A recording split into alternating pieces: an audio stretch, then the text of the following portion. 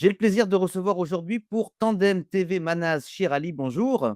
Jo J'ai besoin de vos lumières aujourd'hui pour y voir plus clair après 10 jours de pause et 50 jours de bombardements intenses entre la République islamique d'Iran d'un côté et les États-Unis et Israël. Quel avenir pour ce conflit au Moyen-Orient? Quel avenir pour le peuple iranien?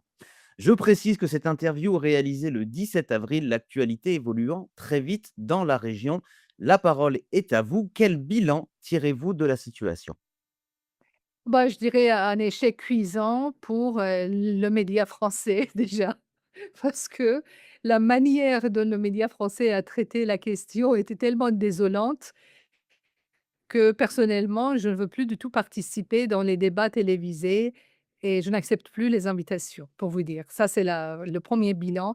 Deuxième bilan, la position de la France dans cette histoire était catastrophique et ils disent souvent que ce n'est pas notre guerre, mais c'était leur échec. Ils ont bien échoué cette guerre qui n'était pas la leur.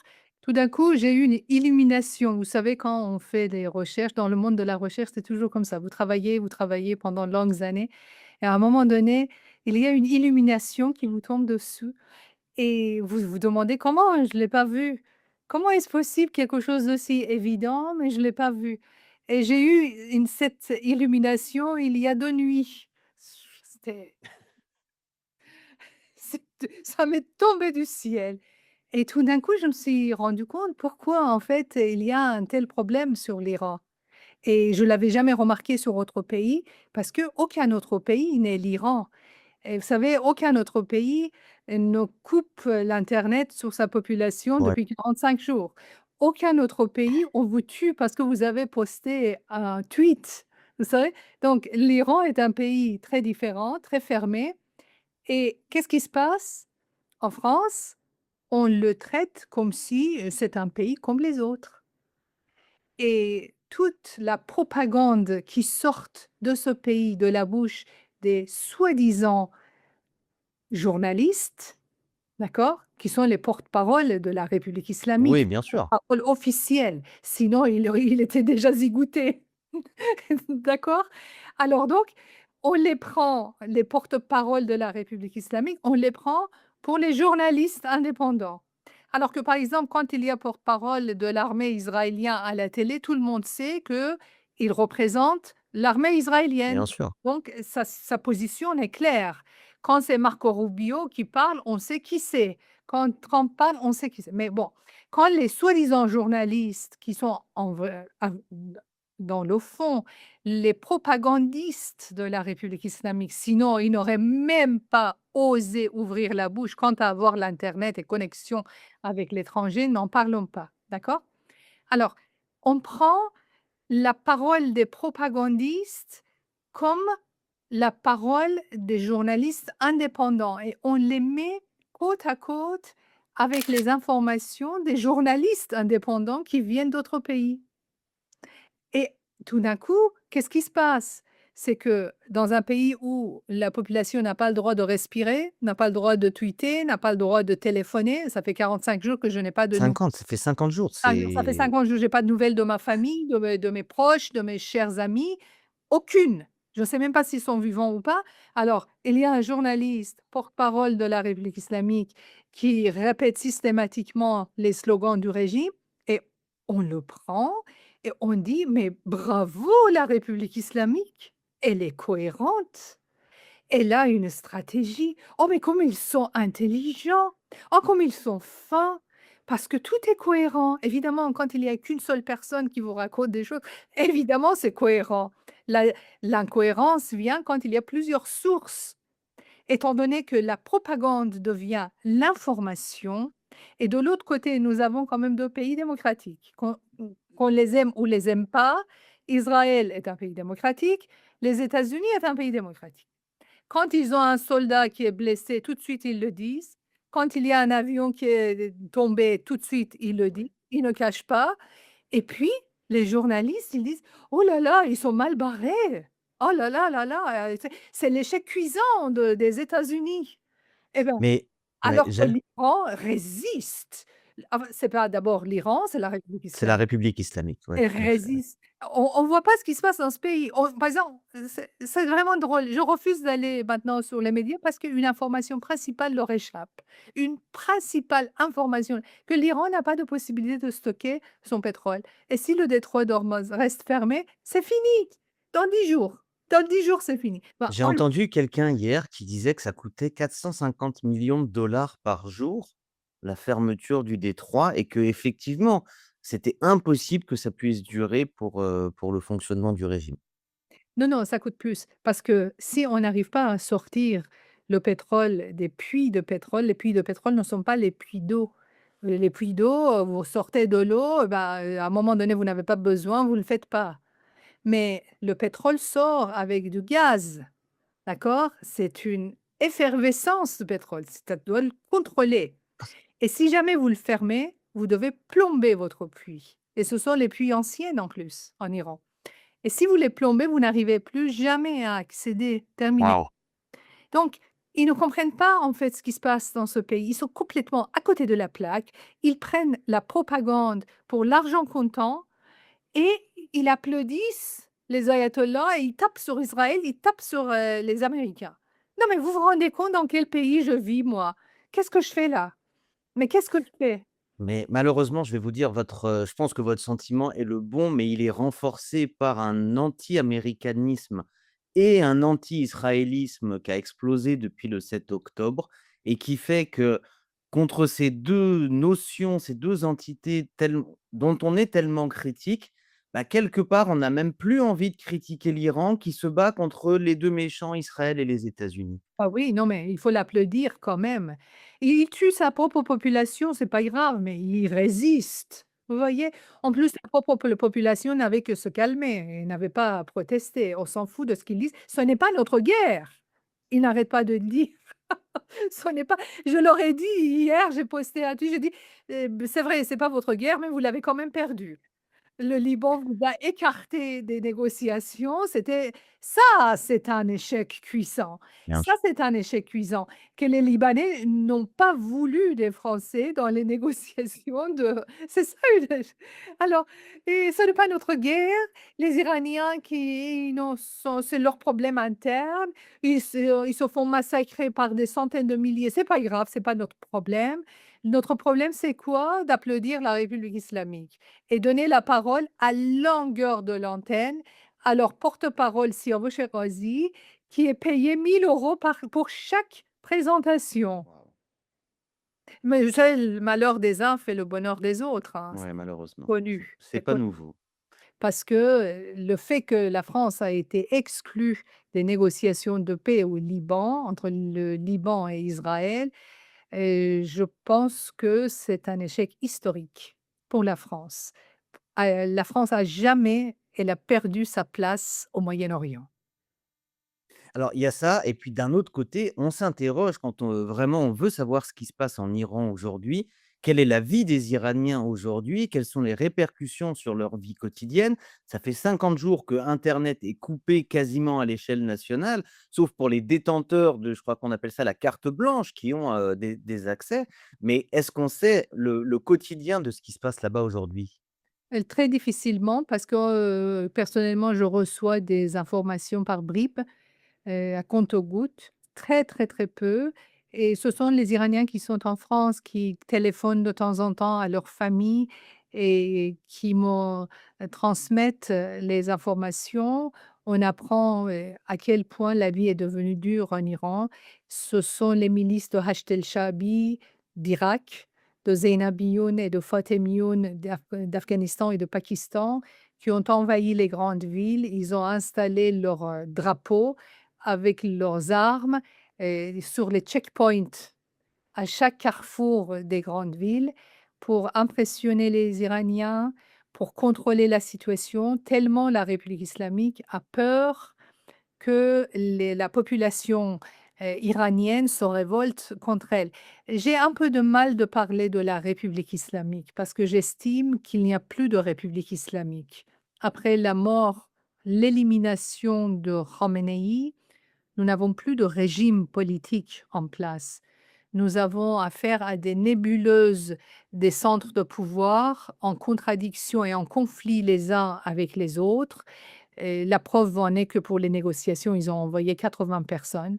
Ça montre qu'ils n'arrivent même pas à se mettre d'accord pour envoyer une seule ou une dizaine de personnes pour négocier.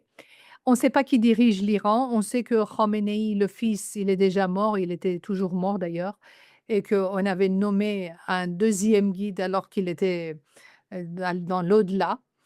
Et voilà, c'est une situation qui me permet de vous dire, il n'y a pas de régime en Iran. Qu'est-ce que c'est un régime politique? C'est un pouvoir qui est capable de soumettre la société à l'ordre établi, au droit et à la loi. Alors, aujourd'hui en Iran, ce sont les milices de Hashd el-Shaabi qui imposent leurs 4 volontés en tirant sur les fenêtres des habitations. On dit qu'il y a des pick-up avec des hommes armés derrière et effectivement qui font régner une terreur absolue dans les rues.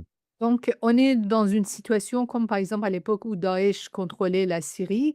Là, on dit Daesh, Jamhouriye Islami, voilà, on fait un équivalent dans la langue persane. On dit, c'est le Daesh, pas Daesh, mais c'est le Daesh qui règne. Ce n'est pas un pouvoir politique, ce n'est pas un régime politique, ce sont les militaires désordonnés, indisciplinés, qui tuent qui ils veulent. On a même armé les enfants de 12 ans. Ouais, on a vu ça. Voilà la situation. Donc, on n'a plus affaire à la République islamique proprement dite. On a affaire à des milices armées qui sont là, qui tuent allègrement sans avoir aucun problème, sans avoir aucun compte à rendre à personne. À partir de minuit, ils commencent à faire de chanter dans les rues à haute voix avec les haut-parleurs pour embêter les populations. Donc, c'est vraiment, ils font ce qu'ils veulent. Il n'y a pas de loi, il n'y a pas de droit. Donc, on n'a pas affaire à un régime politique. On a affaire à une situation chaotique contrôlée par des militaires, des paramilitaires. Et pourtant, la «justice» entre guillemets est de plus en plus dure. J'allais dire un renforcement du régime, même s'il y a plus de régime. On a vu que Bita Emati a été condamné à mort, que 10 jours de suite, il y a eu des condamnations à mort. On sent que ça se renforce et que la situation est de plus en plus compliquée. Oui, ça s'appelle pas la justice, ça s'appelle l'appareil, d'exécution L'exécution du des mollahs régime. des mollahs parce que, en fait, on ne peut pas appeler ça de la justice. Et donc, c'est tout à fait normal, hein, dans ce genre de situation, quand le pouvoir établi n'arrive pas à faire régner, sur la société, il faut terroriser la société. Donc c'est une situation qui a eu son équivalent partout dans l'histoire de l'humanité.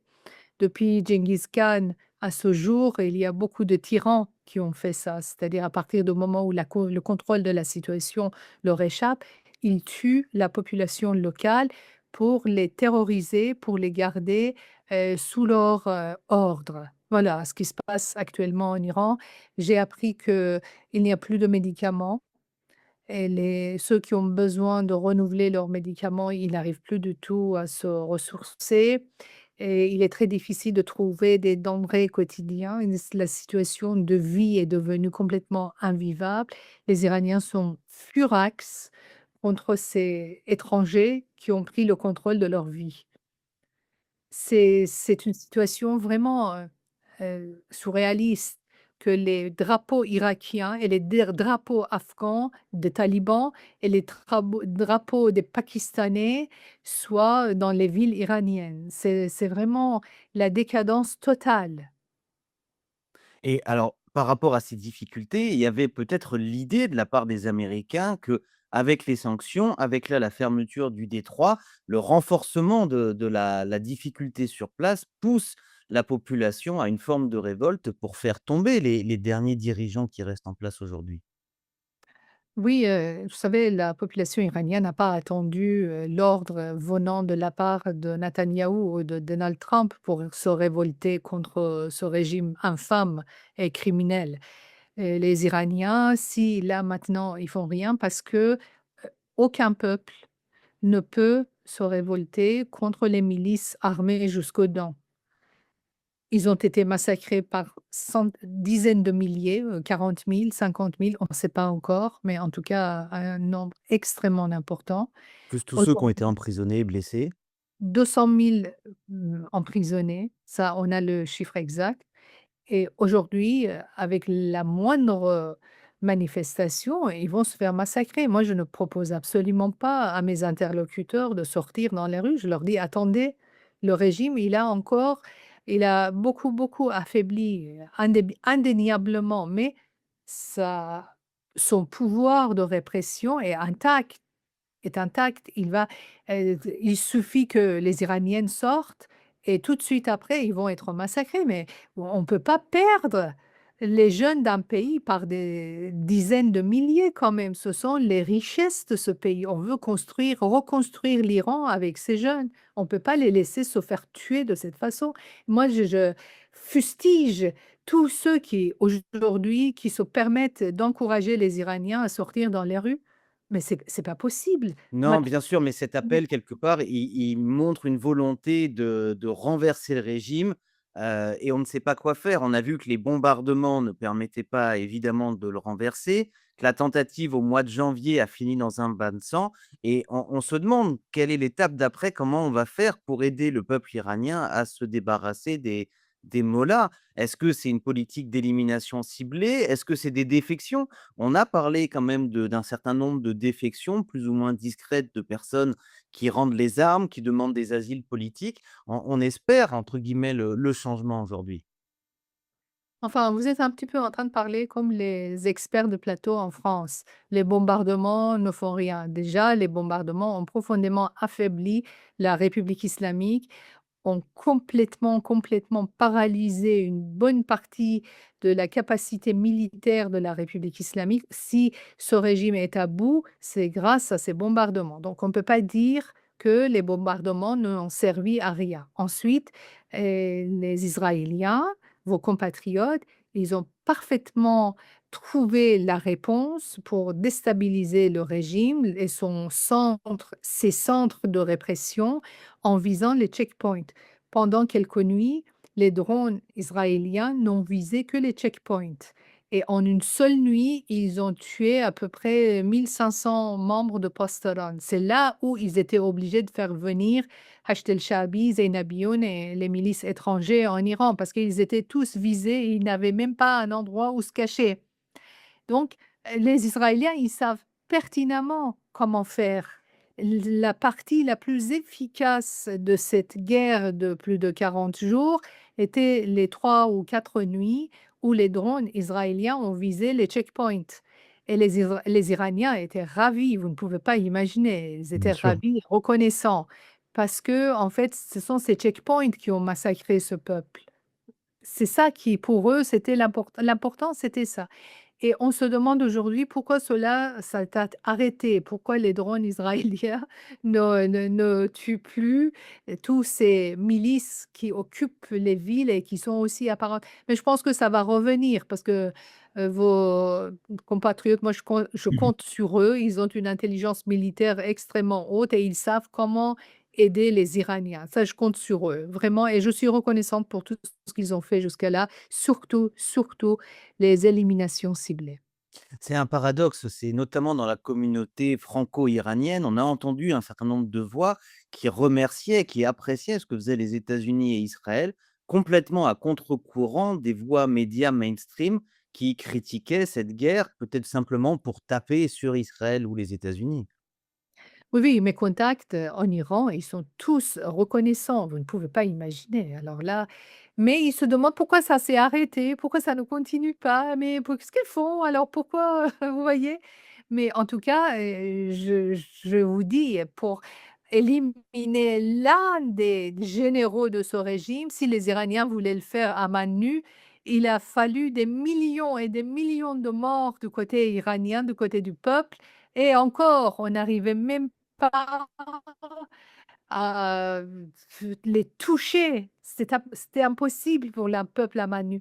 Le drame iranien, c'est que on a un peuple qui n'est pas entraîné militairement et que son armée ne s'est pas retournée vers elle et elle n'a pas l'intention de le faire. Et c'est ça le drame. Dans tous les en fait, dans toute l'histoire de l'humanité, quand on voit que les peuples se sont rebellés contre une dictature, l'armée a toujours rejoint le peuple, mais sauf en Iran, ils n'ont pas l'intention de le faire. Oui, il y a des défections, oui. Défectation, pardon, moi je Défection? Non, non, défection, tout à défection. fait. Voilà, je trompe sur je te j'ai eu peur. Alors, il y a toujours des défections, mais ce n'est pas en aussi important. Ce n'est pas aussi important pour que ça change, la heu, l'équilibre de pouvoir Et à et côté de ça, alors on s'interroge, le régime est un cadavre, qui est en train de se terminer. D'un autre côté, on se demande dans quelle mesure on pourra garder une unité demain. En Iran, on sait que c'est une société qui est multiethnique, qu'il y a des influences étrangères qui sont très importantes. Est-ce qu'on arrivera à trouver une personne pour, représenter et pour unir l'ensemble du peuple iranien? oh, écoutez, on a entendu le peuple quand il était dans la rue et quand il était en train de se faire massacrer, on a entendu, ils scandaient le nom d'une seule personne, ils n'ont pas scandé le nom de 10 personnes. On a toujours entendu le nom du prince héritier qui revenait dans leur bouche. Donc, un peu de respect pour, un peuple qui prend, au risque de sa vie, au péril de sa vie, va dans la rue et il scande le nom de quelqu'un, et même si moi personnellement je ne suis pas royaliste, mais j'ai beaucoup de respect pour le choix de mon peuple. Ils ont fait leur choix, ils l'ont prononcé à haute voix et ils ont donné leur vie. Donc, on les a entendus. On ne peut pas dire qu'il n'y a personne. Si, bah, Non, les bien Iraniens sûr. ont fait leur ouais, donc c'est vrai que l'Iran est un pays, très multiple, un mosaïque de tous les, en fait, ethnies. Mais est-ce que vous connaissez, vous, une société homogène? Juste, un peuple, est-ce que vous connaissez une nation qui soit constituée d'un seul peuple, d'une seule ethnie et d'une seule famille? Ça n'existe pas, ça n'existe pas. Tous les pays du monde, sont une collection de différentes, en fait, ethnies, familles, tout ce que vous voulez donc mais ces peuples, ils arrivent à trouver un projet commun pour vivre ensemble. Les Iraniens, ça fait 5 000 ans qu'ils vivent ensemble, aussi différents et aussi variés qu'ils sont, mais ils sont arrivés à trouver un projet commun pour créer leur nation et je ne vois pas pourquoi aujourd'hui, quand l'Iran sera libre et démocratique, ces peuples ne veulent pas vivre ensemble. Et c'est vrai qu'il va y avoir des guerres de pouvoir, c'est vrai qu'il va y avoir une période de chaos, ce qui est tout à fait normal, mais je connais aussi, j'ai vu de mes propres yeux l'instinct de conversion, l'instinct de survie des Iraniens. Ça, je l'ai vu. Le moment venu, ils sont capables de se solidariser.